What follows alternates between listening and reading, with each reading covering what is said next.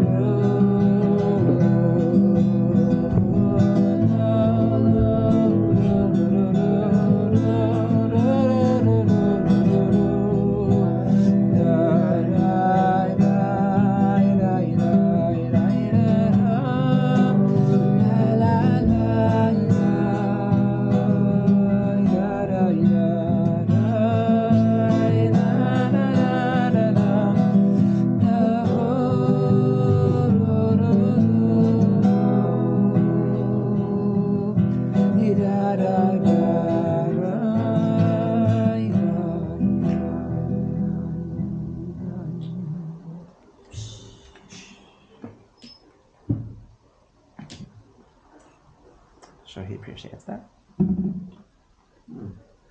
Sure, every time that we bring his nigga, then he gets all excited and he comes down and he joins us to help us teach his Torahs.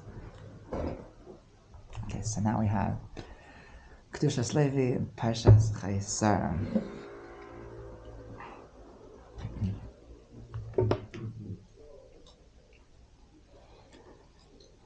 Chayei Sara, like the life of Sara. So Rabbi Yitzchak says that it's all about what it means to live life. What it means to there's people that live life and people that just like they aren't dead but they're not really alive. So he says like this, that by Chayei Sara, that it was the life of Sara, Mea Shana, Ve'esim Shana, Ve'sheva Shanim, 100 years, 20 years and 7 years. Shnei Chayei Sara. And these were the years of the life of Sara. So everybody asked that the second part of the pasuk is redundant. That it just said that's the life of Sara. So he says like this. He starts with a quote from Chazal that it says that when Rachel comes to Yaakov and she's upset that she isn't able to have children. That she says, Havali banim, give me children, vim ayin, meisa anochi. And if you can't get children from me, then it's like I'm dead. So Chazal comment on this quote from Rachel that ein isha kol isha she'en labanim kriya meisa. That a woman that doesn't have children, it's like she's not alive. It's a very deep need. It's a very inborn need of every woman. The Chava was called Chava because she's Em Kol Chai, because she's the mother of humanity. So very basic feminine need is the need to have children. Once I heard from Menachem Borstein that he's the head of an organization called Machon Pua, that it's a fertility organization that they help. It's here in Givat Shaul, it's in Yerushalayim, and it's an amazing thing that they give free medical help, medical advice, and halachic help, and it's good to have the Jewish advisors and the medical advisors on the same team. So sometimes you can have a medical advisor that doesn't understand the halachic things and vice versa, and so they put everything together. And so so he was once walking down the street. He lives in Saratskin, and so there was a woman, a very very righteous and famous woman. She was a very famous educator in the Chama Leibowitz. Okay. So she lived in New York, but she was visiting. She was maybe at the end of her life. She lived in Israel. I don't even know. And so she was walking down the street, and they knew each other for many years, but she never knew. But apparently that she just found out that he's.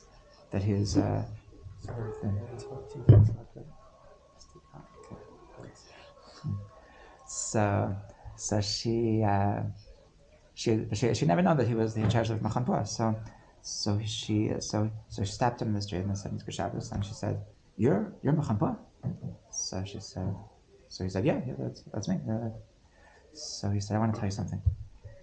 That Nechama Leibowitz, that's something. It's a thing.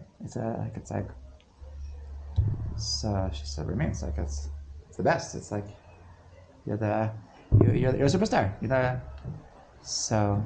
So she said, I would give up everything. I would give up everything for one child.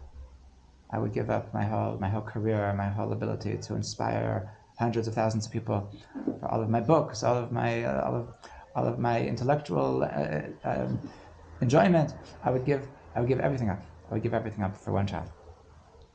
And so she unfortunately she was never had children, and it was just I'm not sure if she was married, but she was I remember now that there was some comment in one of the Rishonim, I think the Akedas Yitzchak, that he said something about what it means to be a woman, and something in the commentary was that one aspect of a woman is like this, and the other aspect of a woman is to be a mother, and she said she read it obviously he was not a woman. If he would have been a woman, then he would have known that there's not two things, that to be a woman means to be a mother, and there's no, you can't. So that's what it means. Rachel was insistent, and Rachel was insistent on being a mother. It's like my life is not a life. If I can't have children, then it's like my life is not a life. So he says that Sara Imeno. So for many years, she didn't have children. She only had children when she was 90 years old. And Sarah. Do you want me to shut the door? Yeah. We've got some nice airflow coming in, I will say. Yeah, maybe we can turn on the air conditioning.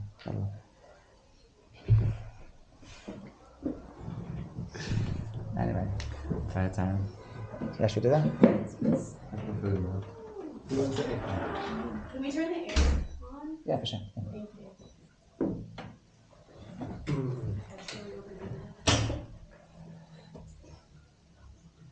Yeah.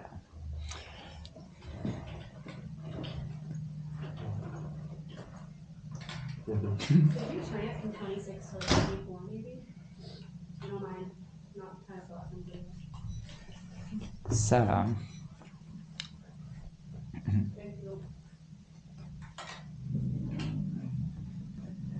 v'ma'ayin meis anochi, that a woman needs to, without children, her life is not her life is not a life. So it says like this. It says that Hashem amar le'Avraham Avinu, tzei ma'kninas shelcha, ki Sara lo telet, Sara telet. Shnivres b'mazal shelo telet, rak adei ma'asim tovim zachzei shana mazala. So when Hashem was telling Abraham that he's going to be able to have children, so the first thing he says, tzei achutza, leave. So Chazal, what do you mean that he was leaving? He was telling him to leave your horoscope, to leave your astrology, leave your mazal, leave your destiny. Okay, that you have a certain destiny that was predestined for you, and that's based on the way that you were born, based on your science and everything, and leave that, escape that, because your destiny and Sarah's destiny was. Oh, it's not working. Right? Thank you. What? Oh, could you turn it on? It's on. It's not. It's doing a thing.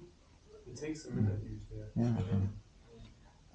Okay. Looks like our neighbor has given up on his radio show.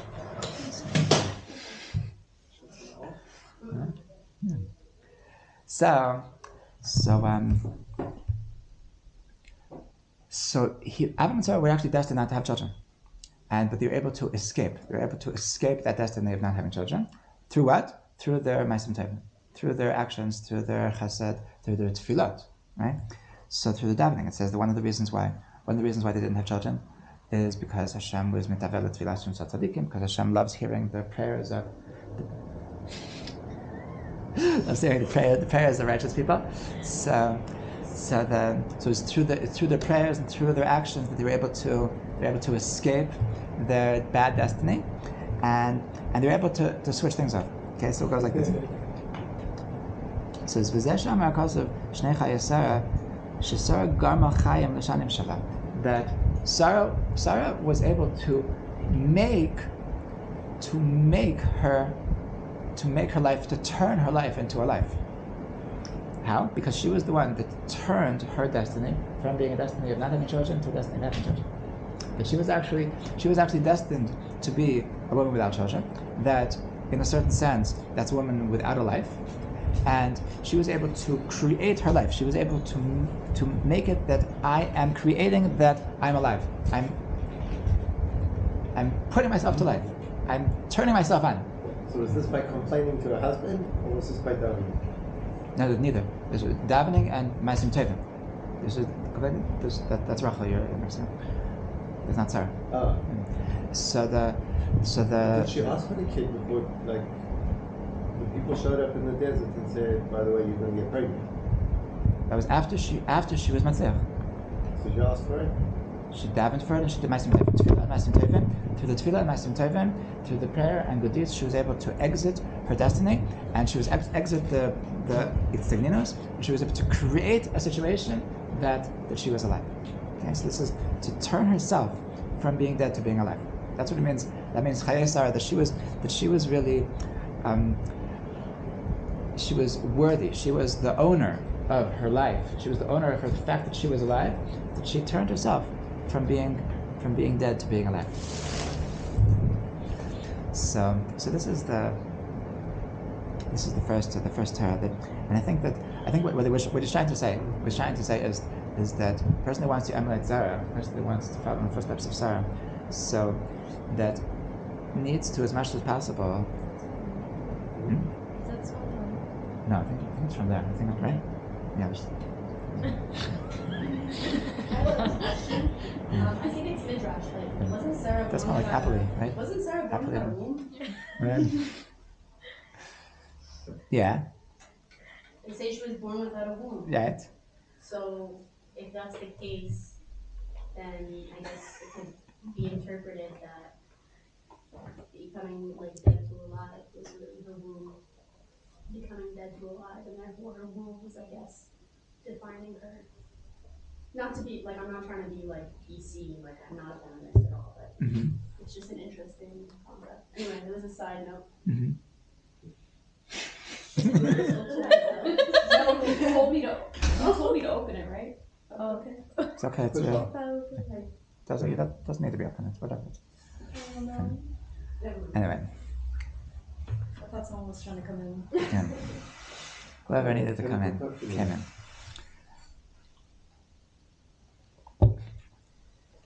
Yeah, so this is what it means. Shnei Chayei Sara means that we're able to turn our situation from being dead to being alive. And this is an important thing to remember always. That people who are down, they tend to think that that's the way it is. I'm down. I'm going through a tough time now. And so what Sarah is telling us is that you have the ability to switch yourself from being dead to being alive. Okay? Whatever it is. And we're talking about children. So children is it's not only physical children. Like children is also a metaphor for everything that's coming out of us. And the more that things are coming out of us, the more that we are parenting things to the world, so we're becoming more alive. And this is how we turn ourselves from being dead to being alive, from being a person that's not going to leave anything after heaven. What's interesting is that really the legacy of Sara was actually Yitzchak. That was her legacy. Like with all of her, with all the chesed that she did, with all of the kiruv that she did, with all of the kindness that she did. So her truest legacy was actually Yitzchak. So everything else that she was doing was really just nice tries. But the thing that actually made it, it says in the pasuk that b'boker zrat zarecha v'erev al tanei chadecha. That the pasuk says in Kohelet that you should plant your seeds in the morning and at night just keep on planting.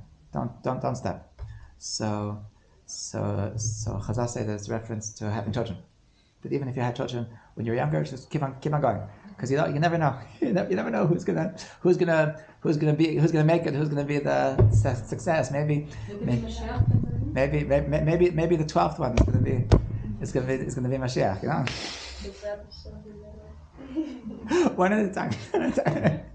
They say 12 is the ideal number for kids, right? Because of the 12 tribes. Really? Like my rabbi from home had 12 kids. I thought 17 was the ideal. I don't know. I think 26. You just outnumbered that, Rabbi 18 was Kilstein. my. You have 13. No, 12. I have 11. 26 I have 11. You have 13. I have 11. I'm sorry. I hope you still wanted to come to class even though I only have 11. Such a compliment. One more to go. Or 6 to go. It depends. Only 11 kids. Wow. I So, don't know anyone with more than 11 kids. so it says that you never know.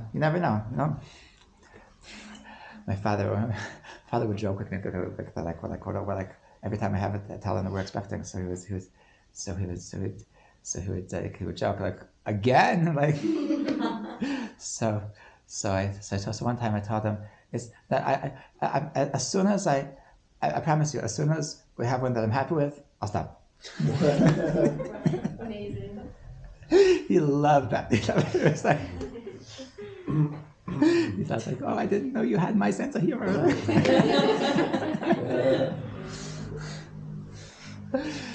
So, yeah, Baruch Hashem, missing. So the essence of life is to give over. The essence of life, the being alive. This is something that Rabbi Nachman talks about. The being alive is to leave something over. To leave something over that when you're not here, even when we're not here anymore, we're still going to be here. Okay, so the greatest way that we're going to really sustain to have our presence in this world is really solid, is that our presence in the world should be such that even when we're not here anymore, we're still here. Okay, and that's our children. So children is the thing that lasts forever. And so you have to think that even though they don't have physical children, but their memory lasts forever. That's Chazal say that the Chachamim Divreihem Zehum Zichronam, that their memory is their words. But the to be alive means that our presence is such that it's going to stay here forever. Okay, and that is what turns us from being dead to be alive. And so that's something that can get us out of the dumps, out of the when we're feeling that everything is backwards. So we feel dead. We feel dead. Depression is death. Depression is death. The Balatanya writes that he's talking about the difference between being sad and being depressed. When you're sad, you're alive. When you're depressed, you're dead. Okay, it's not being present, not being excited, not being alive. Okay, so when we're down, how do we make ourselves alive? So first of all, not to accept it. That Sara was dead, and she was saying that I refuse to accept this. I want to be alive. I'm going to do whatever it takes. And so what the secret of life is banim. And the secret of life is banim. Banim? Banim, but children, not boys. No. Boys are awesome, but ideally, you want to carry on your family name. I mean. Nah, it's irrelevant.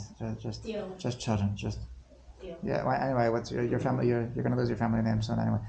My husband's name, which will be my name. Mm-hmm. But didn't Sarah kind of give up in a way that when she was told that she's gonna have children, she didn't believe it anymore because it wasn't, she said she's not of an age to have that she can bear children anymore. Mm-hmm.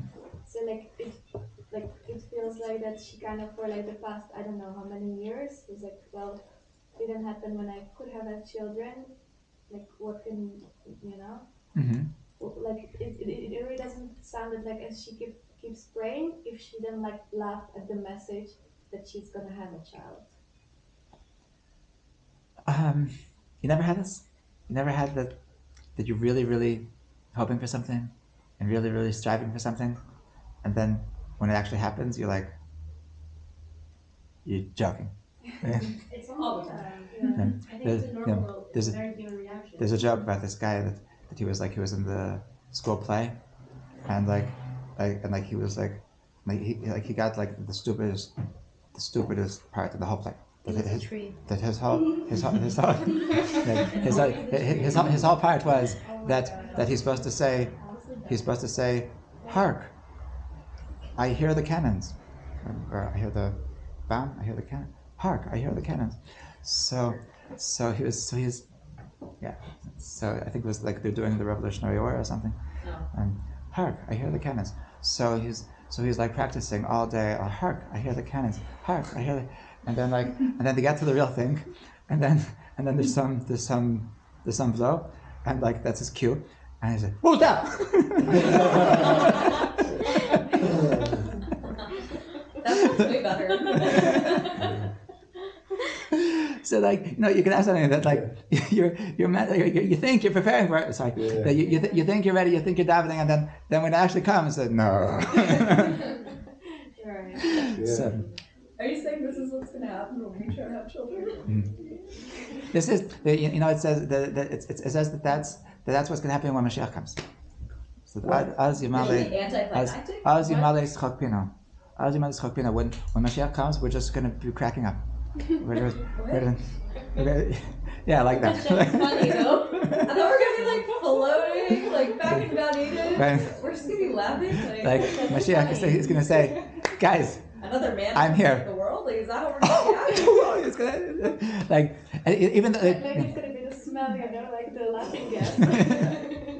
it's going to be such a now what's the it goes that it says that what's hope? When do we laugh?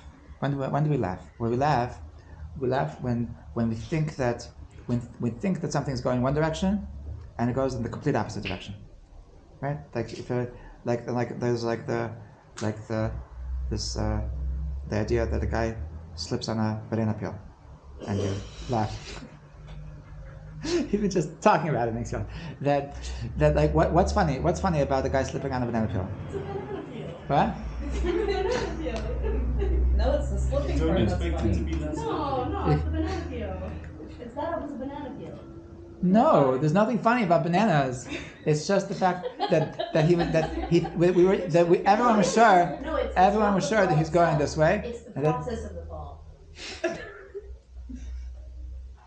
No, Seriously. no, I'm sorry, Tiger. What's funny is not the process of the fall. What's funny is that anyone that falls a banana, it's always funny. It's always funny because because you're sure that you're going straight, and then suddenly out of nowhere you fall, and that's just so funny because we were expecting one thing and you got the other thing, and that's why any comedian will tell you that the secret of being a talented comedian is the timing, is that they think that you're going to say one thing and you say the complete opposite. Okay? So that's the that's the art of every like joke, is like the punchline is something that you were not expecting, right? So Avram and Sarah having a baby was the funniest thing in the world, because it was the least expected thing that you could have imagined. Okay, they didn't like you said, they didn't have womb. They, like he was infertile, she was infertile. It was the least possible thing. He okay? was also infertile? Yeah. They were both? Wow. Both, yeah, I'm sorry. Wow. Don't worry, but it worked out at the end. Good, thank God. Sorry, what did you say? But they're both infertile. I didn't know that was infertile. Oh. Wow. So, Isn't there a point in the shots where like Sara laughs and then like Hashem said she laughs, she like said she didn't, and then Hashem's like, no, you did. She forgot that she didn't. Avraham was like, yeah, you laughed, and then she was like, oh, deal. I think. Yeah, that was There was like different our versions last week's of why she Parshat, laughed. Either she was like laughing like I don't believe this, or laughing out of like what? Or happiness. Yeah, happiness. it was disbelief. Laughing is disbelief. Laughing is, I mean, not really disbelief, but it's a laughing that that's too much for me to process. Right. Yeah. Like some people, when if they're mourning someone and they find out someone, or like something bad happens, sometimes the first reaction will be like shock, or their smile, or their laugh, and it's totally inappropriate. Yeah. It's funny how usually laughing for the lack of expectation is something that you do for other people's things, not for your own. But she did it for her own. Right. It's very rare to be able to do it for your own. It's a rare human quality. I think it's rare. It's like, you know, if we would take a poll of people that are told that they won the lottery, you don't think that they would? I think nearly all of them would be in shock. And you don't think that the laughter would be part of the shock? I think it's a normal thing. I guess. I think it's a small part of it. I had this. It's a really stupid example, but I had like a month ago that this old Israeli Savta. She looked like 100 years old. She comes up my steps and takes her like I don't know, half an hour to get up my steps, and she comes and she wants to come to Sulash Shit, and like I'm not exactly sure what she wants from me, and so I start talking to her in English, and she's like she's what? Do you speak Hebrew? Like, and so I tell her, you know, our Sulash Shit is Yitzchak's not here, but he was with me when this happens, and so I said, well, it's really for young people that speak English. So, oh really? Oh, somebody told me that you give out food. You have good food. And I was like, and I'm thinking like, how do I get rid of this woman? And so I no, we don't have food. This is for English. And so I guess I said you should go. I know where you should go. You should go to this place. And I tell her where to go. And so she said, okay, good. I'll go somewhere else. And so she walks out, and I start cracking up. And Yitzchak was there. Okay, so that's the first Torah. That's the first idea of what Yitzchak is being alive. Being alive needs to be a proactive thing. It needs to be something that we're choosing, something that we're acting on, that we're creating. That's the essence of Chayei Sara, the life of Sara.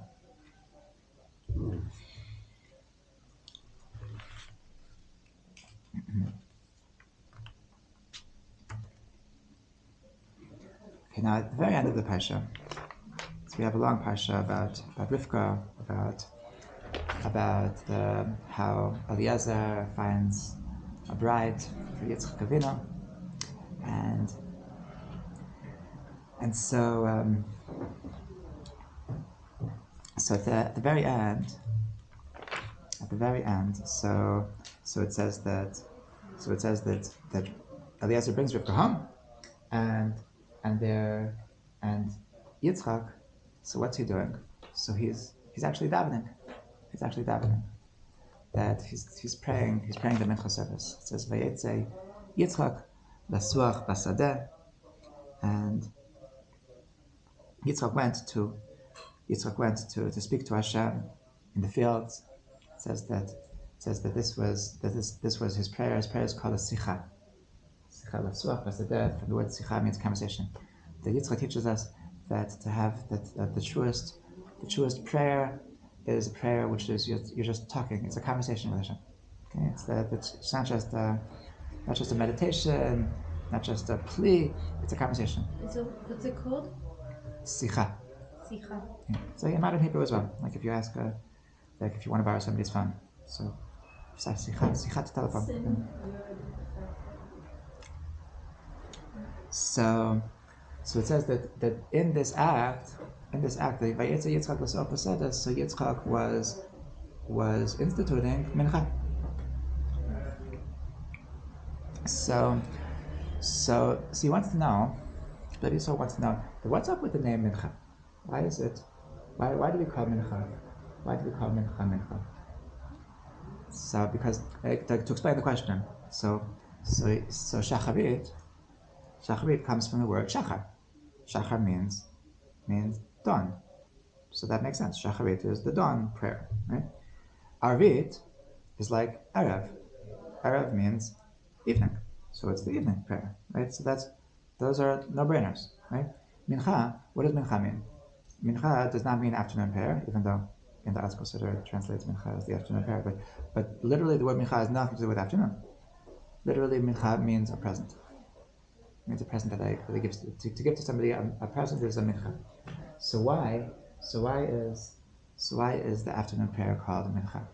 I learned that like the second letter of each of the avot's name like represents the time. Like Avraham, like the bet represents Boker, Yitzchak, Tzarayim, Yaakov, Arvit.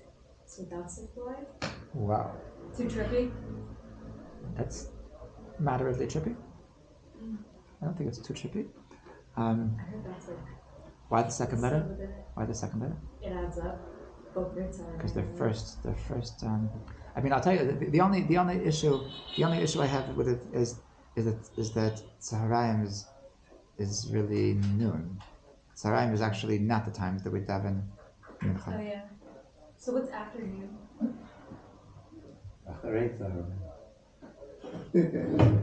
In modern Hebrew, it's Achar Tzarayim. It's actually right. Yeah, there isn't really room for it's like what it's called by Yitzchak is lifnot erev, before evening. Mm-hmm. Before evening. So but it's cute. It's cute. I didn't come up with it. Who calls it lifnot? I'm sorry? Where does it say that it's before evening? Who calls it that? Parshat says Vayetze Yitzchak lasuach basadeh lifnot erev. Lifnot erev is a Lifnot is like lifnei. to build. And that's livnot. Oh. Lifnot is like lifnei. Before. Oh, amazing.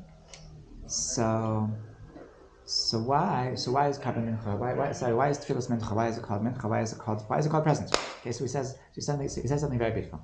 That in the morning it makes a lot of sense that you're gonna talk to Hashem, because every morning, so Hashem is giving us another day of life, and so we wake up and we appreciate I'm breathing. Hashem, I'm able to see, I'm able to walk, I'm able to do stuff. I'm ready to go. I'm excited about all the things that I'm going to do today. So I wake up and there's a natural gratitude. There's natural feeling of gratitude of Hashem. Please help me out. The excitement. So it's really that makes sense. It makes sense that I should pray in the morning. Okay. At night. So what am I doing? What am I doing at night? I'm going to sleep. Okay. When I'm going to sleep. So I'm giving my soul over to God. Okay, I'm entrusting God with my soul as I go to sleep. Biyadcha afkid ruchi. Biyadcha afkid ruchi is the pasuk we say before we go to sleep. That I entrust my soul in your hand. Okay, that so before we go to sleep. So we're trusting Hashem. We're trusting Hashem to take care of us, to take care of our soul as we sleep. Now there's Is that why we say Shema as our final words before we go to sleep? Mm-hmm.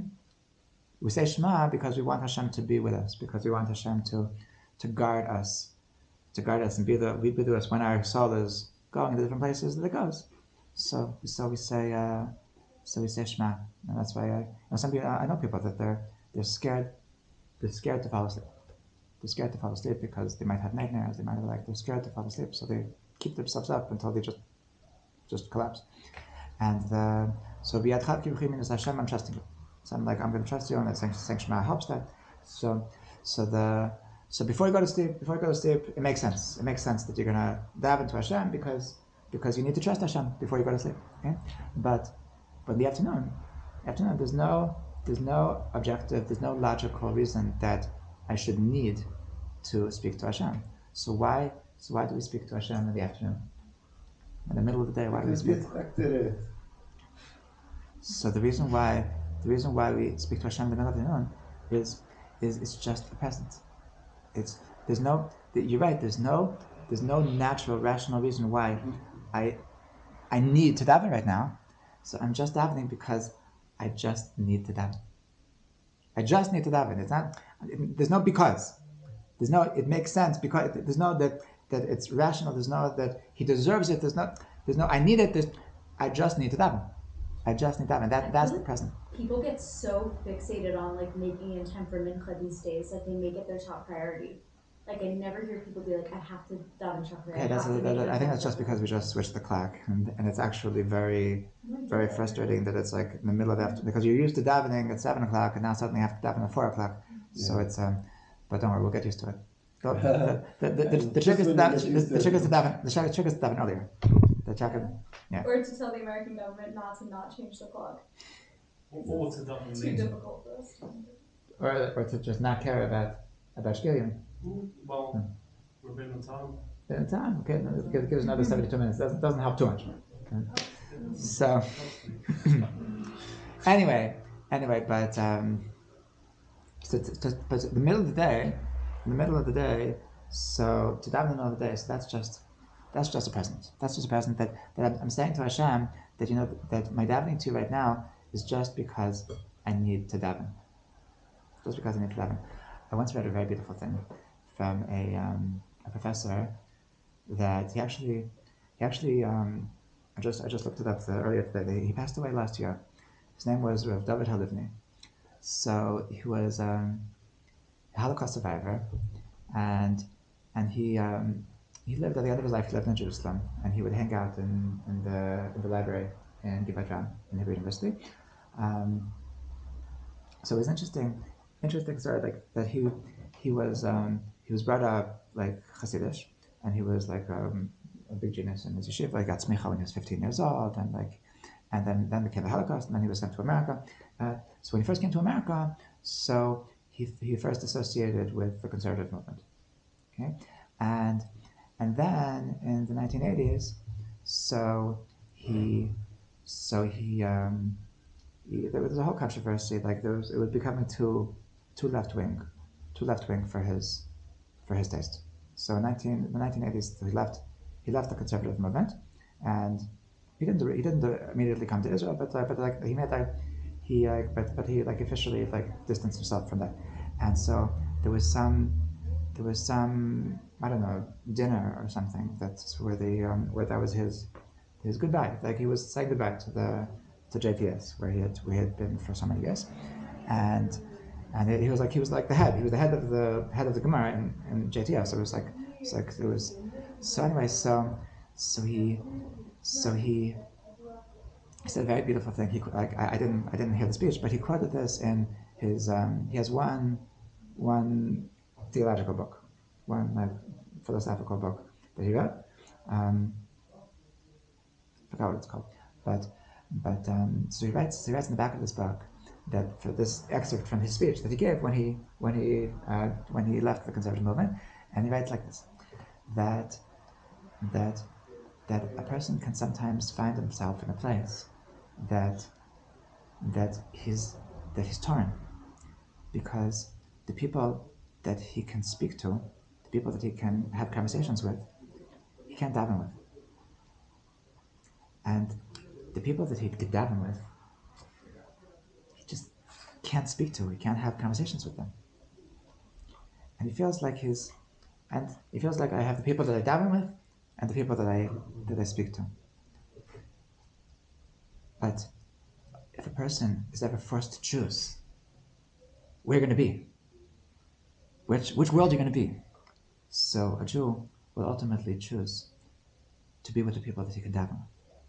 Because a Jew can live without speaking, but a Jew cannot live without davening. Is he talking more about males?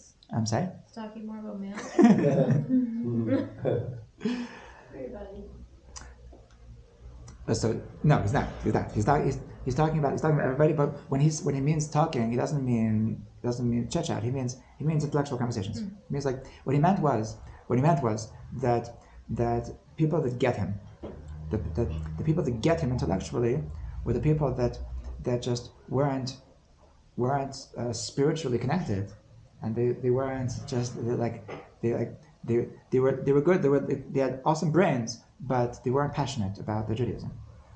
And the people that shared his passion for Judaism, so like when he started talking to them, they didn't get him. And they were just not there. So he felt torn. That like I love davening with these people, and I love talking with these people, but it's two different worlds, and I can't mix these two communities. And so like apparently what his problem was that he felt that in his conservative community that they were like he couldn't daven with them anymore, and it became too hard for him. So he needed to go into a place that even if they're not going to understand him intellectually, but at least he feels that he can connect with them on the spiritual level. And so I thought that just such a beautiful quote that a Jew cannot live without davening. And I'll tell you something very interesting. That there was a tzaddik that lived in Givat Shaul. His name was Rav Shlomo Valba. He was he used to. First of all, he used to come to my yeshiva when I was in the Mir yeshiva. He used to come to speak once a week, once every 2 weeks, and so after I got married, so Goldie is from Givat Shaul. So when we used to go to them for Shabbos, so I used to sometimes see him. He lived in Givat Shaul. So there was one yeshiva that he would go to, that he would speak at, and so this yeshiva he'd speak in the late afternoon, and in the summer, so they would daven like 6:45, and then that was mincha, and he would daven 6:45, and then he would give his sikha, then he gives the hey. Not for more.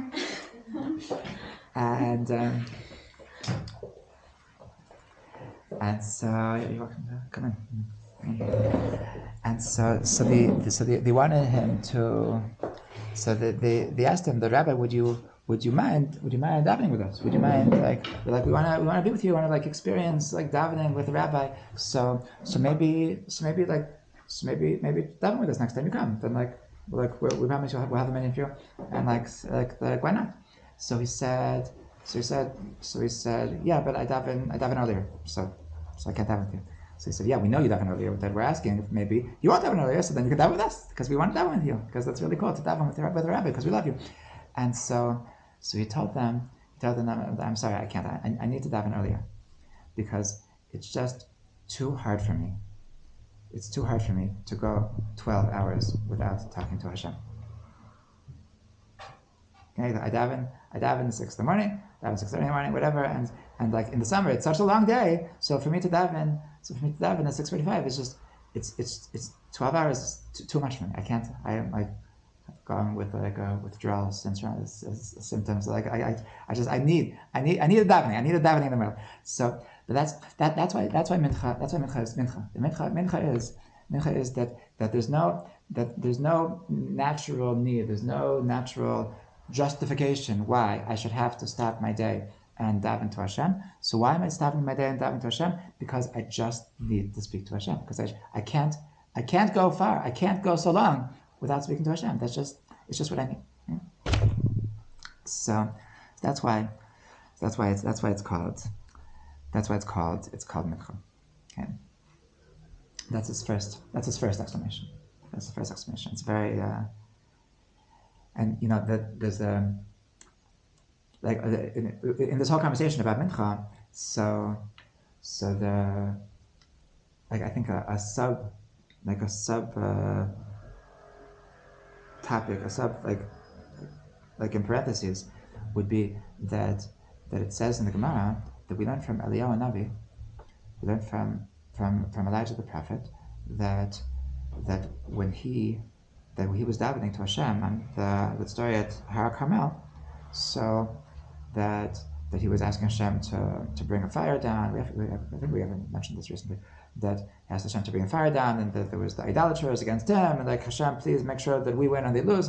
So it says that he was davening the whole day, and then finally before davening, before mincha, before sunset, so that's when Hashem answered his prayers. So we Chazal learn from this that a person should be very careful with mincha, because Eliyahu was only answered when he davened mincha.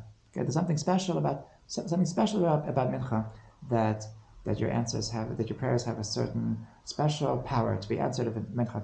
So when we're understanding why is mincha special? Why is mincha called a present? Why is it? It's not Shachris and Ma'ariv. So the reason why it's so special is because it's a present, and because it's a present. So it has a special potency that your prayers have more chance of being answered. Now this idea is actually more obvious in Rabbi Yitzchak's second approach, because it gives a second answer, a second explanation of why mincha, why Yitzchak's prayer is called mincha, and that's like this. And that's with the understanding that we've mentioned many times that the shalosh avot, that the three patriarchs are corresponding to the first three Kabbalistic sfirot. Okay, so that Avraham is corresponding to Chesed, that Chesed is kindness, and Yitzchak is corresponding to Gevurah. Gevurah is literally strength, and Yitzchak is corresponding to service of God, to constrain myself to the service of God. That's why the Yitzchak's most famous part of his life, part of his career, was Akedat Yitzchak, the binding of Isaac. When he was bound up, he was tying himself up. That Hashem, I only want to do your will. I'm tying myself up. I'm negating myself towards you. So that's so Yitzchak is Gevurah, and Yaakov is Tiferet, which is the balance, of these two. So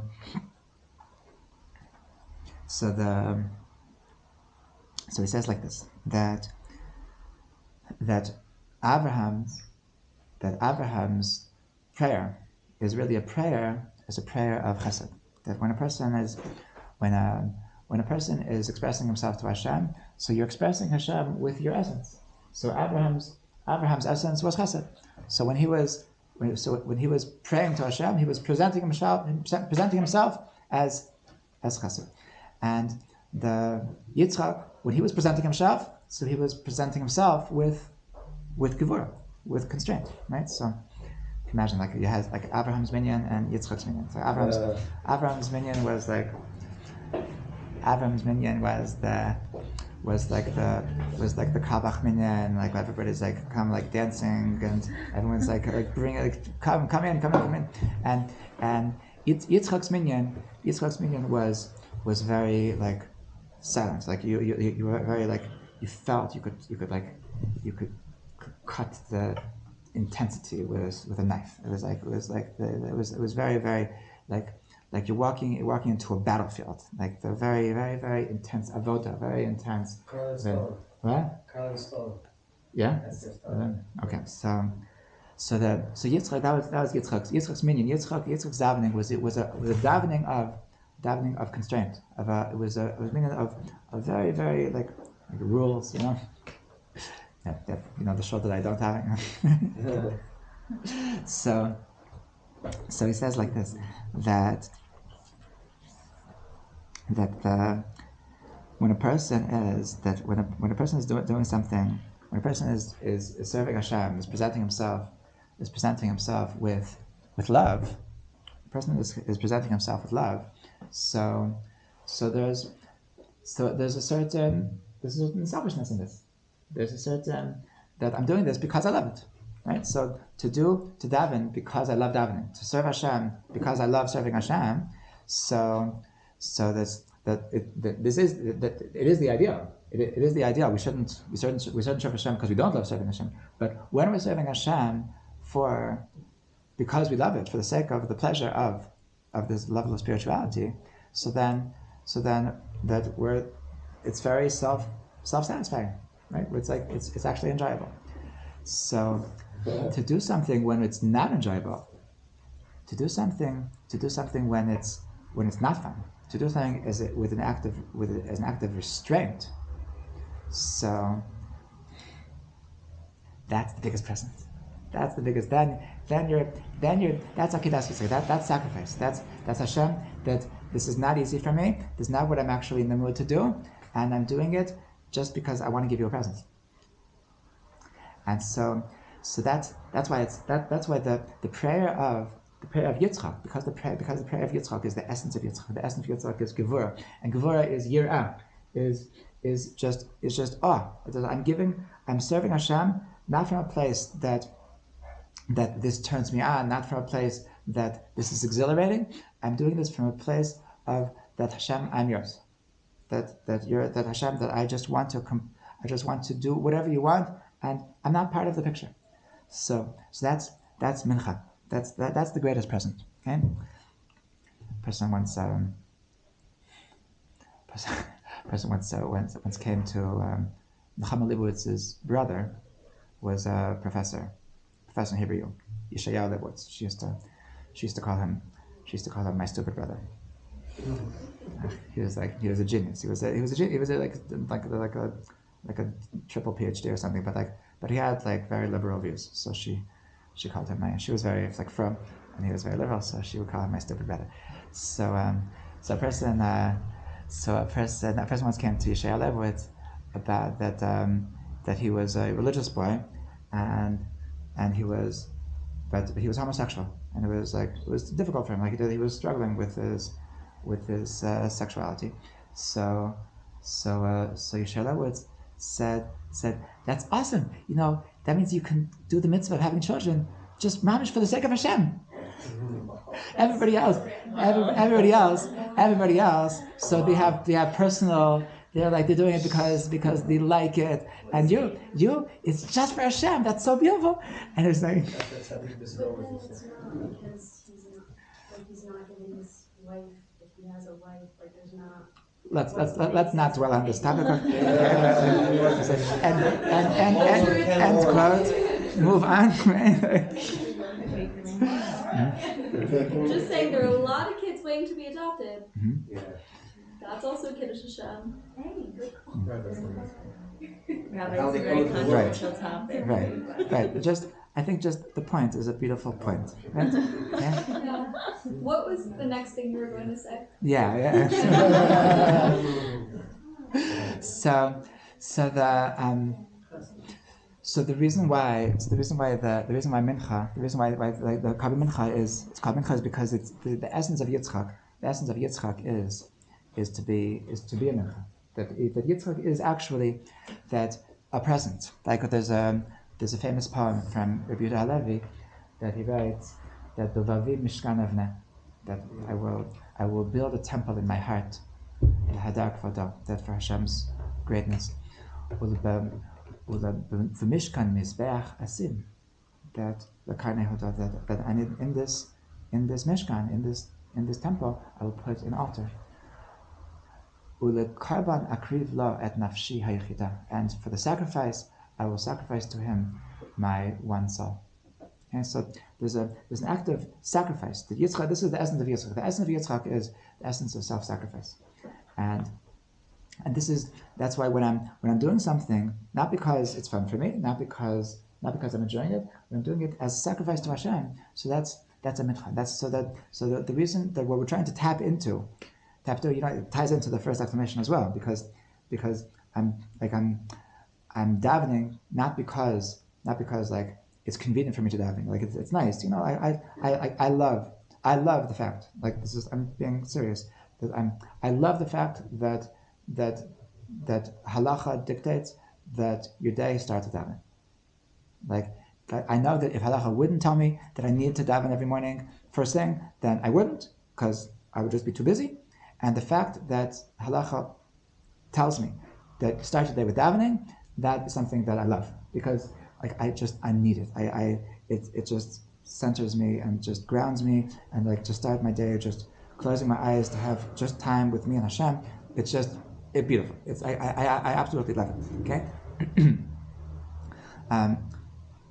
Marav also, I think there's something very beautiful about like ending your day, like to like sum it up, and to sometimes like you're just so busy doing all your stuff to just like remind yourself, like just like get back into the spiritual mode, and mincha like we were saying before, it's like there's a lot of like anxiety and stress, like oh my gosh, after that mincha, right? It's like it's not. I wouldn't have thought of it myself. I mainly hear it on Shabbos because it's like before Shkia, people forget about davening. It's every day. It's every day. You only hear it on Shabbos, but it's every day. It's a stress. I'm sorry. Yeah. So, but because it's not something that I would have done intuitively, so that's why it's a mincha. That's why it goes against my nature to stop everything I'm doing and just daven. So that because it goes against my nature, because it's not something that I would have planned my day like that. So it's an act of avodah. It's an act of service. It's an act of sacrifice. On the contrary, doesn't it come from the word menucha, which means to rest? They're not the same shorish? I'm sure there's some connection, but mincha means present. Mincha means present, not rest. Why would a present be a rest? Because maybe it's a time during everybody's like resting, siesta time, and then you're giving the prayer. That's very true. Maybe you're waking up and not sleeping. That's what They're very similar spelling words. No, you're right. It's an interesting point, but it's not the same word. It's not the same word, and we'll have to think about what's actually the connection between present and rest. Version of resting, you can like put resting in place, which is almost present. Rest is actually a big present. But so it happens we have 11 kids. Yes. So this is so he points out a very beautiful thing, that right after the mincha, right after that vayetza Yitzchak l'svach b'sadeh. So it says, what's the next pasuk? Vayar et hagemalim ba'im. That he saw the camels coming. What were the camels? The camels was Rivka coming back with the camels that Eliezer had brought him his wife, Skala. And so Rabbi Yisrael says that the word the gemalim is a hint to the word gemul. Gemul means reward. Okay, gemul means retribution, and because the best way to get something, to get that Hashem is going to give you something, is through avodah, is through sacrifice. Meaning that a person could be living his whole life, living a life of just spirituality and loving it and ahava, but if you want to change something, if you want to, so to speak, get something out of Hashem, so how can I get something out of Hashem? How can I get these gemalim? How can I get my camels? How can I get that Hashem is going to give me what I need, to give me what I'm asking for, to give me what doesn't seem to be coming my way. I want to change things. I want to get that something that wasn't coming my way, that I haven't had, that I want Hashem to give me back for what I'm doing in this world. So the way to get gemul is by the matana, okay? By going against my greed, going against what's comfortable, exiting my comfort zone, and giving Hashem what He wants, giving Hashem what's not my cup of tea, because it's the right thing to do. Specifically when it's not easy, specifically when it's not natural, So that when you do that, that brings down the shafat. That brings down that Hashem's giving us bracha in this world more than anything else. More than anything else. So that's the bevadai. Bevadai, Hakadosh Baruch Hu gomel chasadim tovim liYisrael ubrachot Yisrael amen. That's the greatest way. The greatest way to manipulate Hashem in terms of giving down brachot is to do things that are a little bit hard for us. To a little bit exit our comfort zone when it comes to doing what we know that is really the best thing for us, is really going to bring us into a better place, and that's really what opens up the gates of heaven to give us down blessing. But isn't that selfish? As you're saying, you're manipulating Hashem.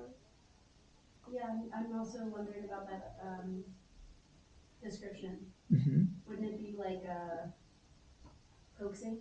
No, I don't know. The word manipulation has a negative connotation. I'm just curious why you use that word. So forget manipulation. Deal. But I'm still thinking Coercion?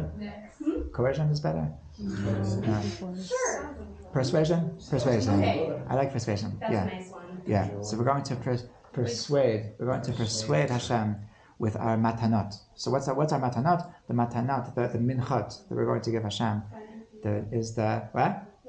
Someone said finding favor.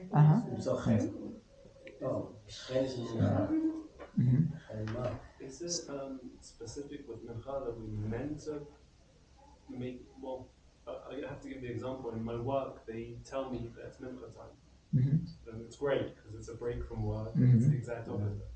Meaning, like, I know what you're talking about when you go to mincha and you make it there. I mean, in this idea, Rabbi Avraham was saying that it's more the idea of Yitzchak, of mincha, is the idea of Yitzchak, the idea of avoda, the idea of constraint, the idea of doing the right thing, even though it's not what I feel like I'm in the mood to do.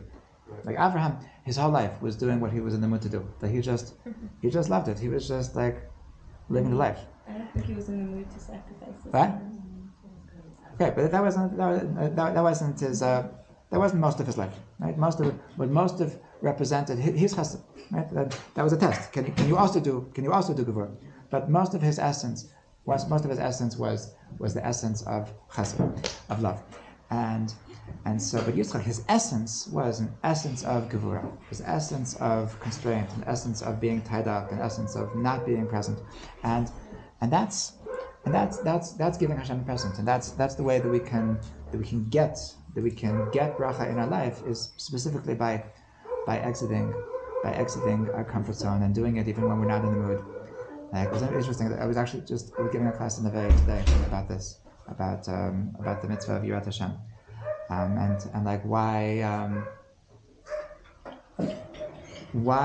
isn't it enough to serve Hashem from love? Why isn't it enough to serve Hashem from love? So we always compare our relationship with Hashem to a relationship of a husband and wife, and so if you build a marriage only on love, so it's very problematic. That there needs to also be commitment. There needs to also be commitment. If the commitment is the structure in which the marriage can thrive. That if my relationship is only as much as there's love, so what do I do when I'm not in love?